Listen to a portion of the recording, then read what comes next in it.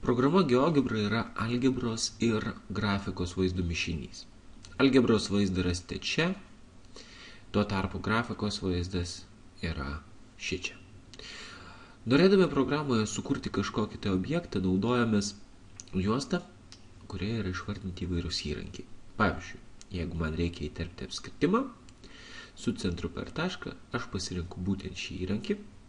Tiesa, turiu atkreipti jūsų dėmesį, prie kiekvieno iš įrankių yra mažas trikampėlis, kuris leidžia atsidaryti kur kas daugiau įrankių. Pasirinkus įrankį, dešinėje pusėje sutinkame komentarą, apskritimas su centru per tašką. Tai reiškia, kad mes turime sukurti centrą ir tuomet sukurti tašką. Tašką galime dėti bet kur. Jeigu norim, tašką galime dėti, pavyzdžiui, ant tiesės arba ašies, tuomet taškas bus prie jos pririštas. Taip kad vėliau su įrankiu judinti, judinant šį tašką, mes negalėsime jo pakelti aukštyn žemyn ir jis bus pririštas prie ašies. Tuo tarpu taškas A judinamas laisvai, bet kur erdvėje. Tiesa, jeigu mes jį priartinsime prie vieneto, prie nulio arba kitų taškų, jis prie jų nori prikibti. Taip iš ties yra patogiau.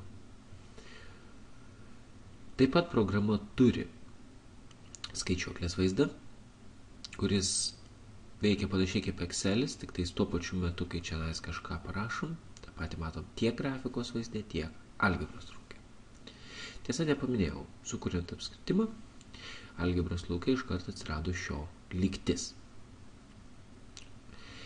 Norint išsaugoti, galim naudoti eksportavimo funkcijas arba išsaugoti kaip GVB formatą. Na, o norėdami panagrinėti, ką išties programa gali, siūlyčiau panagrinėti įvesties funkcijas, kurias rasite paspaudę štai šį mygtuką.